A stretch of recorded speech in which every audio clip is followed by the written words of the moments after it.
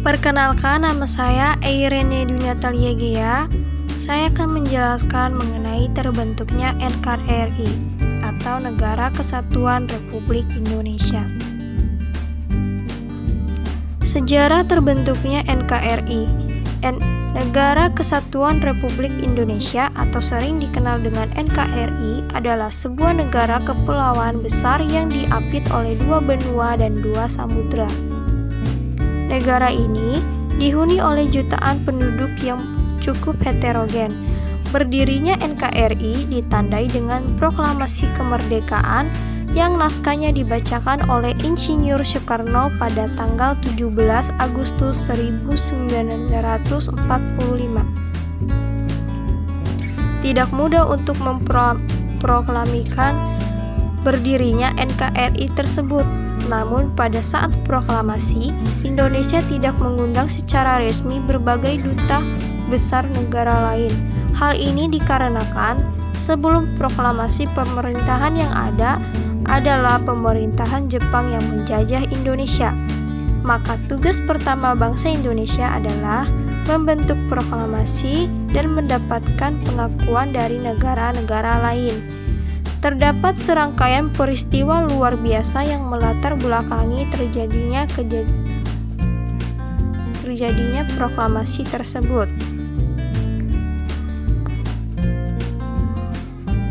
Peristiwa yang melatar belakangi terjadinya proklamasi yang pertama pada tanggal 29 April 1945, BPUPKI atau Badan Penyelidik Usaha Persiapan Kemerdekaan Indonesia atau dalam bahasa Jepang yaitu Dokuritsu Junbi Chosakai yang didirikan oleh pemerintah Jepang pada tanggal 29 yang beranggotakan 63 orang. Pada tanggal 6 Agustus 1945, sebuah bom atom meledak di kota Hiroshima, Jepang. Pada saat itu, padahal Jepang sedang menjajah Indonesia. Yang ketiga, pada tanggal 7 Agustus 1945, BPUPKI kemudian berganti pada tanggal 7 Agustus menjadi PPKI atau Panitia Persiapan Kemerdekaan Indonesia. Dalam bahasa Jepang disebut Dokuritsu Junbi Inkai.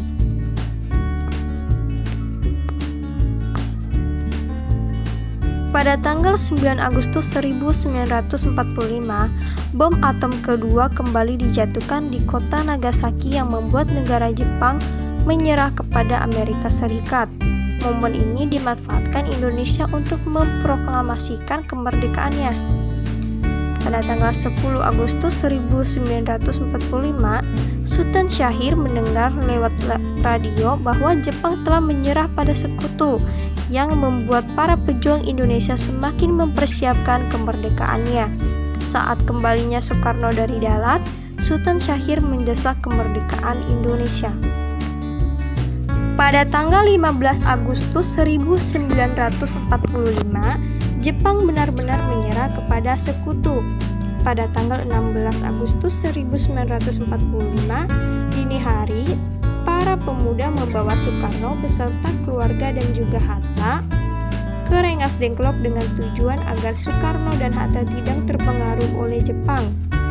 Sebelum itu, para golongan muda dan golongan tua memiliki pendapat yang berbeda, dan akhirnya mereka para pemuda ini membawa Soekarno dan Hatta ke Rengas Dengklok.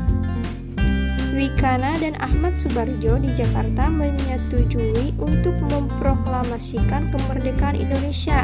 Oleh karena itu, diutuslah Yusuf Kunto menjemput Soekarno dan keluarga dan juga Hatta.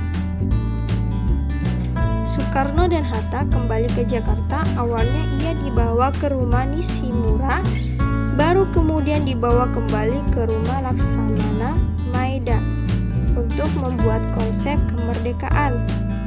Teks proklamasi pun disusun pada dini hari yang diketik oleh Sayuti Malik.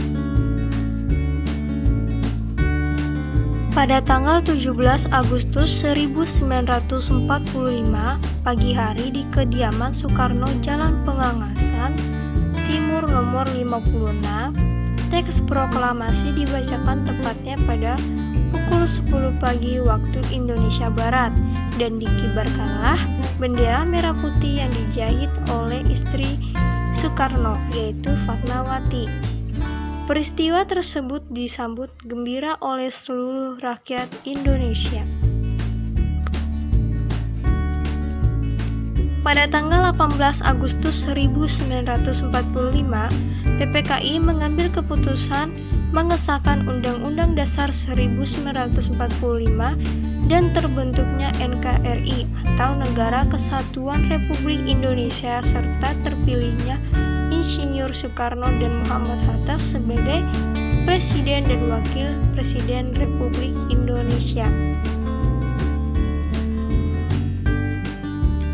Ini adalah isi teks proklamasi 1945 yang dibaca oleh Insinyur Soekarno.